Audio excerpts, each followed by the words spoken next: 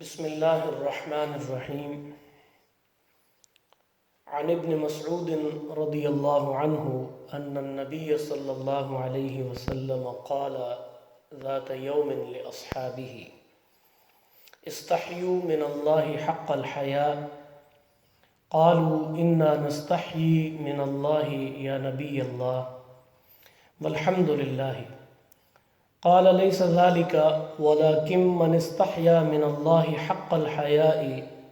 فليحفظ الرأس وما وعى، وليحفظ البطن وما هوى، وليذكر الموت والبلاء، ومن أراد الآخرة ترك زينة الدنيا، فمن فعل ذلك فقد استحيا من الله حق الحياء،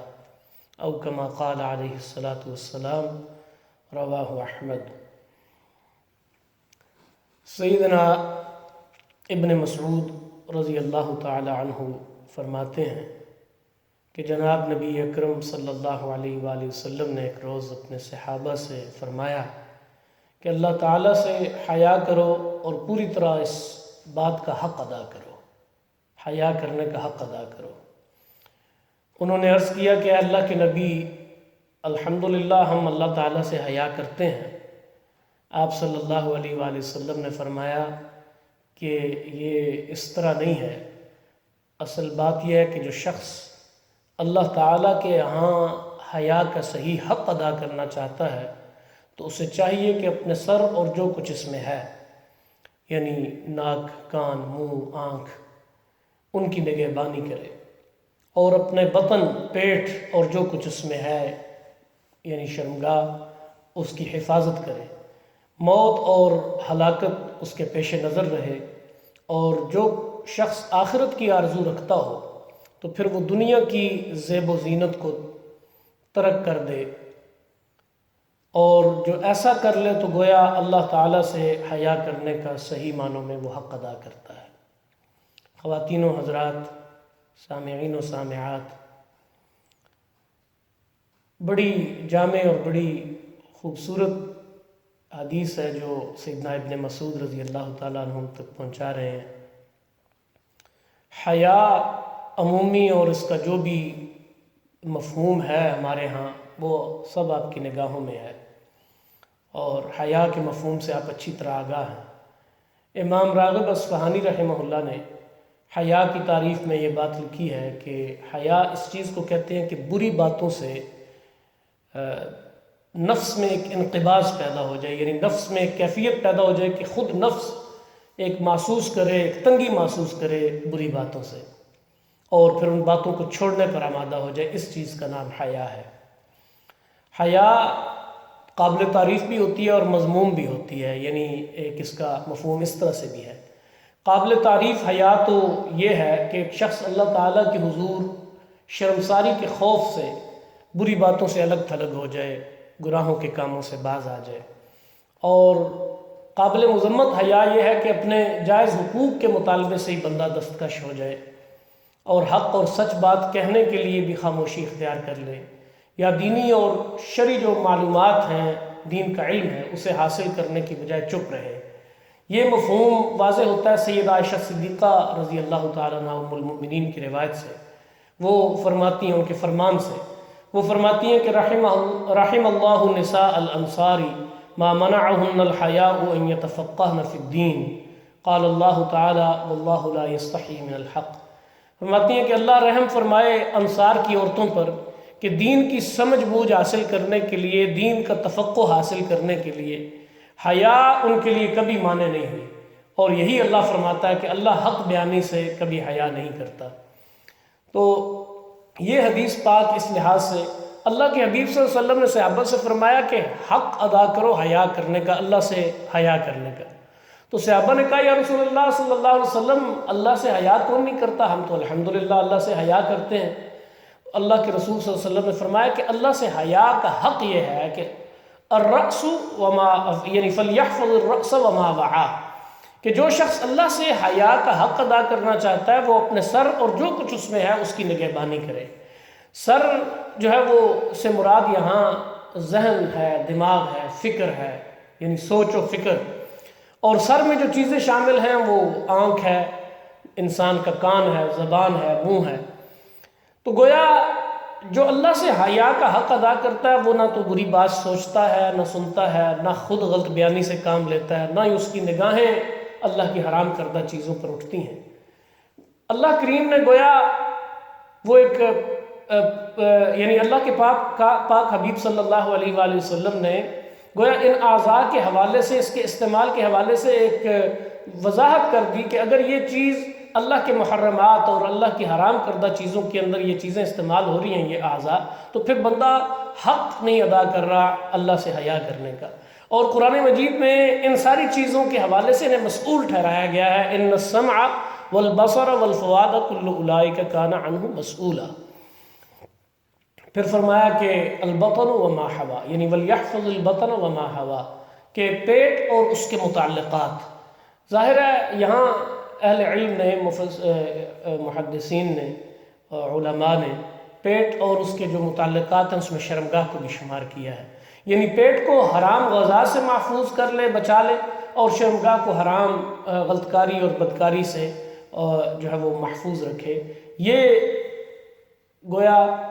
اللہ سے حیا کا حق ہے۔ تو انسان کے اندر جب حلال اور حرام کی تمیز اٹھ جاتی ہے تو اس کے ساتھ شرم و حیا بھی رخصت ہو جاتی ہے، اس لیے ان دونوں کو اکٹھا بیان فرمایا، یعنی پیٹ اور اس کے متعلقات۔ پیٹ میں حرام غذا جاتی ہے تو شرم و حیا گویا باقی نہیں رہتی۔ اور ویسے بھی عقل حلال جو ہے، حلال کھانا، طیب اور پاکیزہ چیزیں کھانا، یہ اس سے عمل صالح کی توفیق پیدا ہوتی ہے۔ فرمایا نا کلوا من الطیبات واعملوا صالحا، کہ حلال کھاؤ اور اعمال نیک کرو۔ گویا عقل حلال کا کھانے کا، حلال کھانے کا بڑا گہرا تعلق ہے اعمال صالح کے ساتھ۔ اعمال صالح انسان سے ظہور پذیر ہی تب ہوتے ہیں کہ اگر اس کا عقل حلال ہو، اس کا کھانا پینا حلال ہو، اس کے، اور طیب سے مراد یہ نہیں ہے کہ صرف جو ہے نا وہ حلال چیزیں جو اللہ نے حلال قرار دی ہیں انہیں کھانا۔ طیب سے مراد چیز یہ ہے کہ فی نفسی ہی جس چیز کو کھا رہے ہیں وہ بھی حلال ہو، اور جن ذرائع سے وہ حاصل ہوئی ہے وہ ذرائع بھی حلال ہو۔ ہم جو ہے نا وہ حرام کی دولت جیب میں ڈال کے جو ہے نا وہ حلال گوشت کی دکانیں ڈھونڈ رہے ہوتے ہیں۔ حلال کا مفہوم صرف فی نفسی ہی کسی چیز کا حلال نہیں ہونا، بلکہ جس دولت سے خریدی جا رہی ہے، جس ذریعے سے خریدی جا رہی ہے، وہ ذریعہ بھی حلال ہو۔ پھر فرمایا وَلْيَذْكُرِ الْمَوْتَ وَالْبَلَا، کہ موت کی وہ زیادہ سے زیادہ موت کو زیادہ سے زیادہ یاد کرے، یعنی جو اللہ سے حیا کا حق ادا کرنا چاہتا ہے۔ اور بلا کا مفہوم بیان کیا ہے اہل علم نے فنا اور ہلاکت کا، کہ انسان دیر یا سویر اس دنیا سے رخصت ہو جائے گا، اس دنیا سے کوچ کرنا ہے۔ موت ایک ایسا سفر ہے کہ جس سے کسی کو مفر نہیں ہے، ہر ایک نے اس سفر پر روانہ ہونا ہے۔ یہ آیت سورہ الرحمن کی مشہور کل من علیہا فان، ہر چیز یہاں فنا ہونے والی ہے۔ وَيَبْقَى وَجْهُ رَبِّكَ ذُو الْجَلَالِ وَالْإِكْرَامِ، اللہ عزت و جلالت والی ہستی ہی باقی رہنے والی ہے۔ اور اسی طرح جو کچھ انسان کے پاس، یعنی خود انسان نے بھی کوچ کرنا ہے، اور جو کچھ اس کے پاس ہے اس نے بھی فنا ہونا ہے۔ مَا عِنْدَكُمْ يَنْفَدْ وَمَا عِنْدَ اللَّهِ بَاقٍ، اللہ کے پاس اس کا دوسرا بھی مفہوم ہے لیکن فنا کے حوالے سے۔ تو کہا کہ اپنی موت کو اور فنا کو بھی یاد رکھے، ہلاکت کو بھی یاد رکھے، گویا وہ اللہ سے حیا کا حق ادا کرے گا۔ پھر ترک زینت الدنیا، کہ جس کے اندر یہ چیزیں ہوں اور اللہ سے حیا کا حق جو ادا کرتا ہے وہ زیب و زینت کو، یعنی دنیاوی جو شان و شوکت ہے، دنیا کی آن بان ہے، کر و فر ہے، دنیا کی زیب و زینت ہے، چکا چوند ہے، حسل بسل ہے، اور یہ اس کی وجہ سے انسان چونکہ اللہ تعالیٰ سے غافل ہو جاتا ہے تو یہ غفلت بالآخر اس کے لیے تباہی اور بربادی کا سامان بنتی ہے۔ اس لیے ارشاد ہوتا ہے کہ وَلَا تَمُدَّنَّ عَيْنَيْكَ إِلَىٰ مَا مَتَّعْنَا بِهِ أَزْوَاجًا مِّنْهُمْ زَهْرَةَ الْحَيَاةِ الدُّنْيَا، جس چیز کو زہرۃ الحیات الدنیا قرار دیا، لِنَفْتِنَهُمْ فِيهِ، کہ یہ جو زہرۃ الحیات الدنیا نا، دنیا کی زیب و زینت اور چکا چوند، یہ ہے لِنَفْتِنَهُمْ فِيهِ۔ یہ گویا حضور کو یہ بتایا جا رہا ہے، اللہ کے رسول صلی اللہ علیہ وسلم سے یہ فرمایا جا رہا ہے کہ آپ آنکھ اٹھا کر بھی نہ دیکھیں زندگی کی ان آرائشوں کی طرف اور آسائشوں کی طرف جو ہم نے مختلف لوگوں کو دے رکھی ہیں، اور یہ جو ہے نا وہ اس لیے دی ہیں کہ تاکہ ہم انہیں آزمائیں کہ وہ کیا کرتے ہیں۔ جو کچھ اللہ کے پاس ہے، رزق ربک خیر و ابقیٰ، کہیں بہتر ہے، ظاہر ہے وہ جو اور ہمیشہ باقی بھی رہنے والا ہے۔ اب اس حدیث مبارکہ کے الفاظ پر اگر آپ غور کریں تو حیا کا حق وہی مسلمان ادا کرتا ہے جس کا دل و دماغ ہر قسم کے شرک سے، کفر سے، حسد سے، بغض سے، فاسد خیالات سے، غلط خواہشات سے اور نفس کے ٹیڑھ سے، کج روی سے پاک اور صاف ہو کر اللہ تعالیٰ کی توحید سے جس کا دل بھر جاتا ہے، توحید اس کے سینے کے اندر سما جاتی ہے، اس کی سوچ اور اس کی فکر کا دھارا نیکیوں اور سچائیوں کی طرف مڑ جاتا ہے، اس کے اعضاء و جوارح اپنے رب کی اطاعت اور اپنے رب کے حضور ایک لحاظ سے جھک جاتے ہیں، اور اس کے اوقات اور اس کے لمحات اور اس کے شب و روز صرف اللہ کی بندگی میں صرف ہوتے ہیں۔ وہ بولتا ہے تو اس کے منہ سے صداقت پر مبنی گفتگو نکلتی ہے اور اس کی زبان مٹھاس سے لبریز ہوتی ہے، وہ چلتا ہے تو شرافت کی تصویر نظر آتا ہے، وہ معاملات کا کھرا ہے، وعدے کا پکا ہے، بات کا سچا ہے،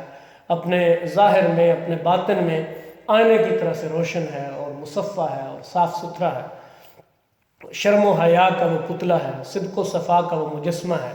گویا اللہ تعالیٰ کی زمین پر اللہ کا مطیع اور فرما بردار بندہ اور اس کی نیابت کا، یعنی انسان نائب ہے نا، خلیفہ، تو نیابت کا حق ادا کرنے والا ہوتا ہے۔ اقبال رحمہ اللہ فرماتے ہیں کہ ہر لحظہ مومن کی نئی آن نئی شان، گفتار میں کردار میں اللہ کی برہان، اس کی امیدیں قلیل، اس کے مقاصد جلیل، اس کی ادا دل فریب، اس کی نگاہ دل نواز۔ اللہ کریم سے دعا ہے کہ وہ ہمیں حیا، اللہ کی ذات سے حقیقی حیا نصیب فرمائے، جو اس حدیث کی روشنی میں جو کچھ مطلوب ہے مالک کریم ہمیں وہ عطا فرمائے۔ اللہ کریم ہم سب کا حامی و ناصر ہو، اپنی عافیت عطا فرمائے۔